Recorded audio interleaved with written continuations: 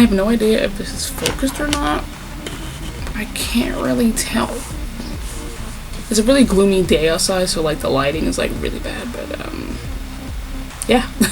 Well, hello people of YouTube, it's your girl Ark here, back at it again with another video, and today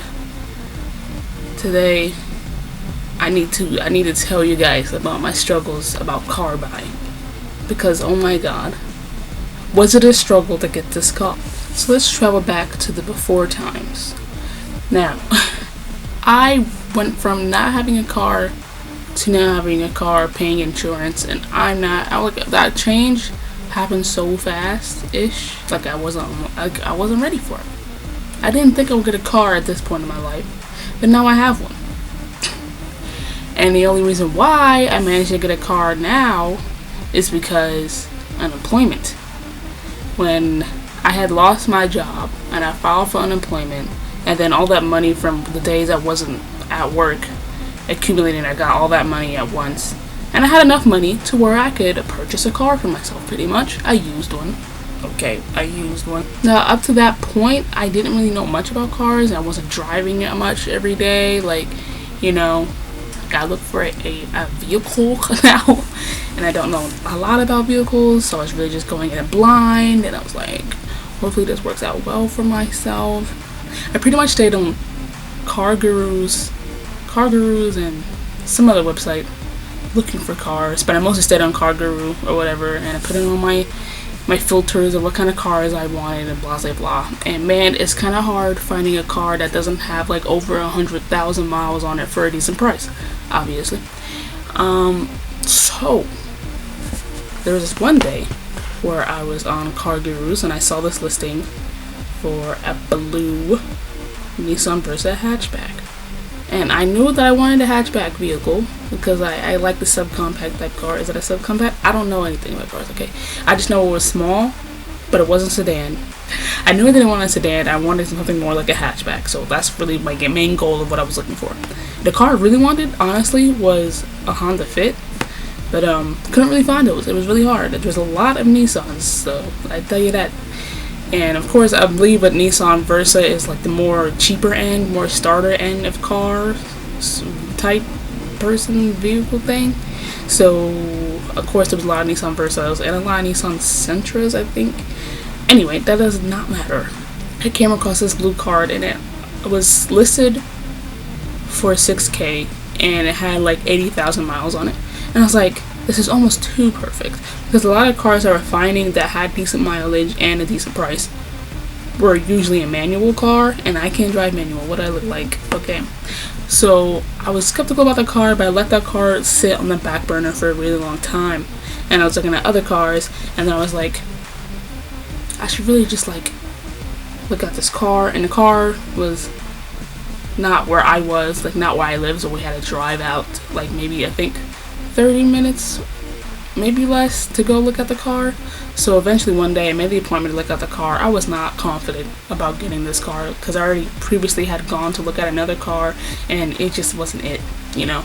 So my hopes weren't high this time when we went to go look at this car. We went over there to the place. Of course we're using our GPS, and we pull up to the lot, and it looks like a lot where you go to get killed, to be honest. We were very skeptical because it wasn't like a nice dealership. It was really just looked like a junkyard with a bunch of cars in it. And I was like, oh, nice. I was like, okay, let me give it a chance, you know. And then, so like as soon as we pulled in the lot, I can already see my car because it's like the only blue car in the lot.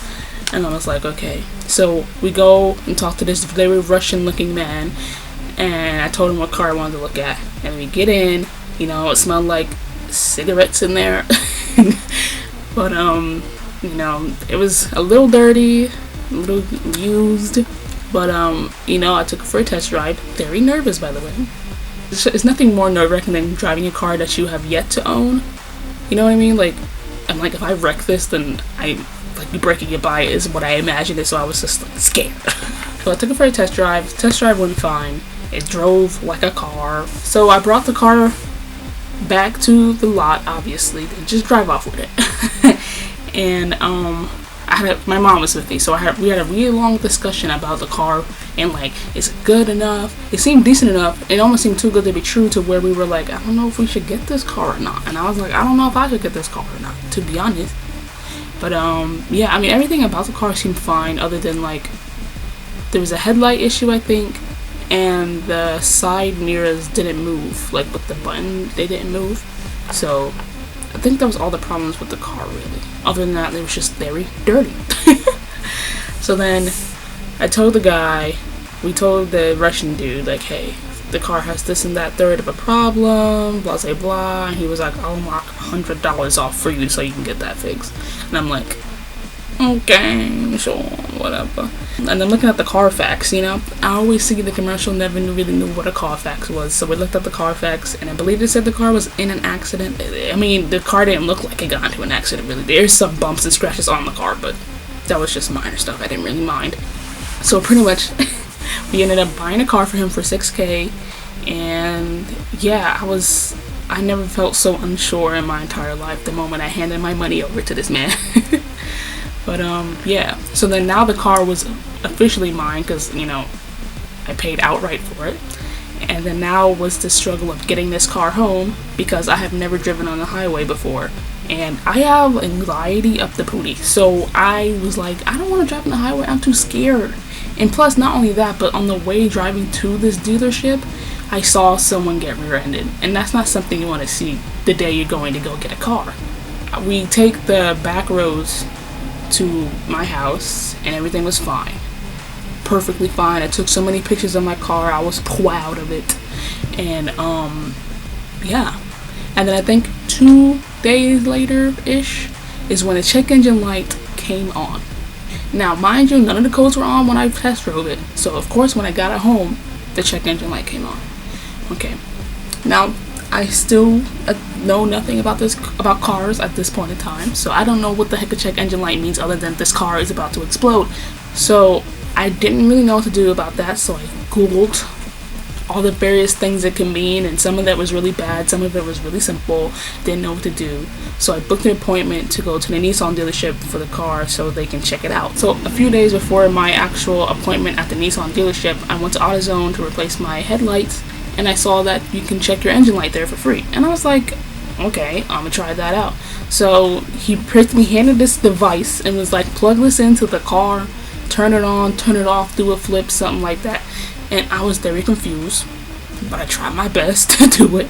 And then it did something, and I brought it back to him, and he was reading the code off to me, and he printed it out, and pretty much the code for the check engine light was small emission leak, or something like that, yeah. And I'm like, what the heck is an emissions leak? Like, what is that? So I googled emissions leak, and the guy was basically telling me that my gas cap is probably not screwed on tight enough. And I'm like, that's lies. So I unscrewed the gas cap, screwed it back on. Check engine light was still on, of course. And I was like, okay. So I was like, well, now I know that when I go to the Nissan dealership, I know why the code is off. So, I mean, on. So I was going there with at least some knowledge. So I get to the Nissan dealership, and they're like, what's wrong with it? And I'm like, the check engine light is on. Can you fix this, please? So the people at the Nissan dealership took my car, checked the little engine code, whatever thing, and it's basically said the same thing, that it says a small emissions leak on it. And I was like, okay. And they were like, well, it's probably the gas cap. We're going to replace the gas cap on your car. And I'm like, okay, sure, yeah, give me a gas cap, because, you know, he said it was an off-brand gas cap that was on the car already. So I'm like, okay, they're going to give me a Nissan brand gas cap and everything will be fine. They had my car for like maybe 4 or 5 hours. And I'm like, all I'm doing is getting a gas cap replaced. I don't know why it took 5 hours to do that. And then finally get my car. And then I get the bill. It cost me $100 to replace my gas cap on my car. And I was like, that seems highly overpriced. And it took 5 hours to do that. I paid the stupid $100. And I took my car and I drove off. The code wasn't there anymore. I was like, great. And then a few days later, check engine light comes back on, of course. And I'm like, what the heck, dude? So then I made an appointment with the Nissan dealership again. And I'm like, yo, I paid for your service to solve this problem, and it did not solve my problem, so I need this problem to be solved actually correctly this time. And they were like, well, if it's not the gas cap, it's something else. And I'm like, do you think it's something else? Do you think? Anyway, so they had my car. I think they had my car for like 2 days. And, you know, looking at it, they're looking at this thing, looking at that thing, telling me this, that, and the third, telling me that they have to replace my O-rings. I don't know what an O-ring is, but I know they replaced it, and I had to pay money for that. And they were like, okay, well, we replaced the O-rings, but now we still need to find the source of the problem because there's still a leak. And I'm like, man, what in the world? Like, I have no idea what's going on. So eventually on the second day, Nissan calls me again, and they're like, hey, we're gonna have to replace your whole entire fuel tank. And I'm like, what? Meanwhile, by this point, my car, like, every time I drove it, it smelled like gas, like gasoline. And I'm like, bro, what? So they were like, yo, we need to replace this gas tank, yo. And I'm like, wow, what in the world? And then they were like, it costs $1,500. I was like, $1,500? I don't have this kind of money. If I get a gas tank myself, can you put it on? They were like, well, there's no guarantee because we don't know where you're getting it from, blah, blah, blah, all this warranty, blah, blah, blah, blah, blah. And I was like, well, I don't have $1,500 to spend on this right now because I pretty much spent my entire monies on buying the car. So I was like, okay, I'm gonna just take my car and leave. And they made me sign a waiver saying that my car is unsafe to drive. Pretty much take my car back, left it at home. It was parked at my house for like a month almost, and you know, I've been trying to find mechanics to go replace my fuel tank on my car. Now I finally found the mechanic. He came to my house, he looked at my car and was like, yep, I could do that. And I was like, great. And I was like, tell me what I need to get and I will get it and you will put it on there for me. So I go on eBay and I found a gas tank on there. I don't even know anything about fuel tanks, the size. I just brought it and I was like, this gotta be it. I don't know what else. So I brought this fuel tank for $200 on eBay and it got shipped to me. I got it, I received it, I contacted the mechanic. I was like, hey, I received my fuel tank, let me know what day you're available to go put the fuel tank onto my car. And tell me why this mechanic never responded to me. At this point, I'm beyond fed up about having a car at this point, and I barely drove it. So, and then I finally was like, you know what, I'm gonna just take matters into my own hand. So I called like darn near every auto place within a 10-mile radius of my house, trying to see if they replaced fuel tanks. I found one person out of like 7 places I called who would replace fuel tanks, and I was like, okay, great. So I made an appointment with them. I think the appointment was like maybe a week or 2 after the day I made it. So before taking my car to go get the fuel tank replaced, my brother had used my car, and he used my car, drove to Atlanta to go babysit someone. He comes back and I go take my car, and guess what? My license plate is gone. He takes my car into Atlanta. He comes back the next day and I go look at my car, and guess what? My temporary license plate is gone. Someone stole my license plate. Now I'm beyond fed up about having a car. I can't win. In order for me to go get my official license plate, I have to pass the emissions test. But I'm not going to pass the emissions test because I have an emissions leak in my car because of my fuel tank. So I'm stuck with a car that has a fuel leak and no license plate on it. So then it came to the morning of my car appointment, and I made an appointment bright and early at 8:30. No, it was at 9.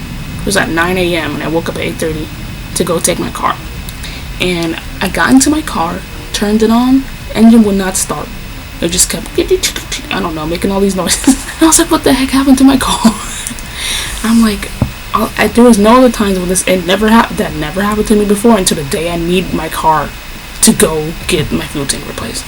So then I was like, well, I don't know what to do about this moment of time. My brother tried jumping my car with my mother's car with some jumper cables, but then his jumper cables were fried, so it didn't work. So I was like, okay, I'm gonna go get AAA so AAA can tow my car to the auto place. So I buy my little AAA subscription thing for $60, and I'm like, okay.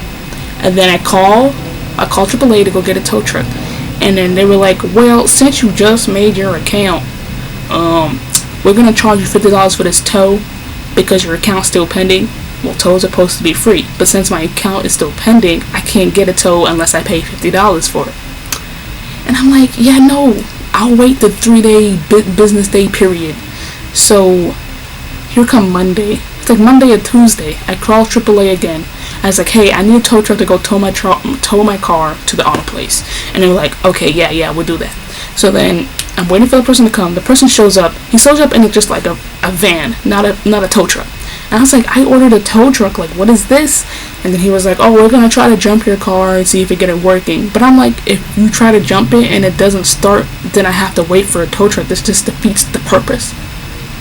Anyway, so he has this little battery pack thing, charges the battery, tells me to start the car. The car starts wonderfully, like it never had a problem in the first place. And I'm like, okay. So then he takes his little battery thing off. He's like, okay, start it again. I tried starting it, didn't come on. So he put the battery pack thing on again. And then I started my car. And then he was like, leave your car on, just leave it on and go. And I was like, got it, dude. So I left my car on, changed my clothes, drove over to the auto place. Now, the kicker of this was, since I'm getting my fuel tank replaced, I can't have much gas in the fuel tank. So I'm driving to this auto place with barely any gas in my tank, and I'm hoping to Jeebus himself that I make it there in time where my car doesn't completely run out of gas and stop. And I do make it there in time, and I'm like, okay, yes. And then I pull up into this lot. I don't know where I'm going, but I'm like, I pull up right into the front of the building, and I'm like, hey, dude, I made my appointment to get my fuel tank replaced. The fuel tank is in the backseat of my car right now, and my car, once I turn it off, you will not be able to start it up again, just letting you know. And he was like, okay, fine, whatever. And then he tells me that service is going to cost $500 to get the fuel tank replaced. And I was like, okay, $500, that means this whole excursion cost me $700, which is better than paying $1,500. So this, I say pretty much half my money just now. Okay, just do it, like I don't even care no more.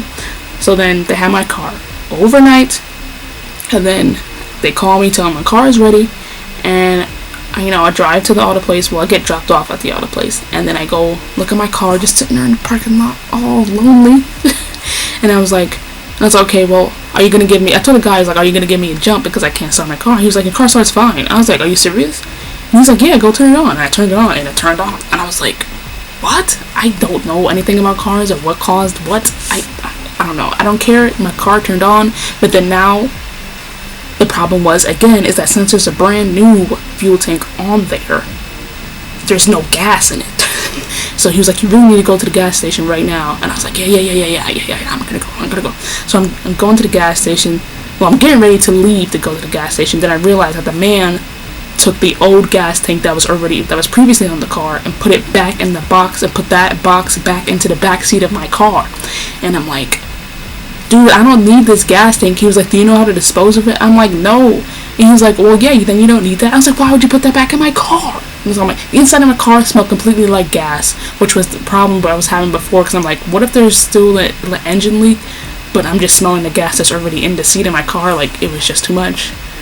It was too much. Anyway, so I made it to the gas station, put gas in my car. It literally took $17 to fill up my tank, which I think is kind of funny because it's a small car. So I put gas in it, drove my car home, and I never had any engine issues with that ever since I got the fuel tank replaced. It's been running beautifully. Love it. All this struggle for what?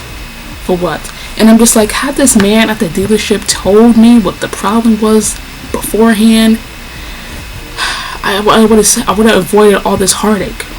I really would have. But whatever. It doesn't matter now. My car is working, and life is good. I got my license plate. Tell me why. I went to the tag office. I was standing in line for 3 hours. 3 hours standing in line, and then once I was able to get into the building, it took like maybe 5 minutes to go get my plate, and that was it. And I was like, wow. Now, keep in mind, the whole time I was driving around without a license plate on my car. I don't know how no one has ever stopped me. Well, to be honest, I did report it to the police that my license plate was missing. In case I ever did get pulled over, I have the little like paper proving that I reported my license plate missing, so there's that. But I was still driving around without my license plate in the back of my car for a minute. And I drove to the tag office without my plate on my car, obviously, because I needed to get the plate. So yeah, so when I walked out the tag office with my new plate, I was screwing it onto the back of my car, and then a cop pulled up behind me. It was like, he was looking at me, and I was like, oh my god, what if he knows that I was driving without my plate on my car? But he didn't say anything, he drove off, so whatever, dude. So yeah, all that for that. Now, my car needs, the interior of my car still needs to be like professionally cleaned, but you know, I took it for a car wash before, like my first ever car wash on my new car. You guys want to come take a look at my car? I named her Blueberry because she's blue, you know. Let's go and accessorize, shall we?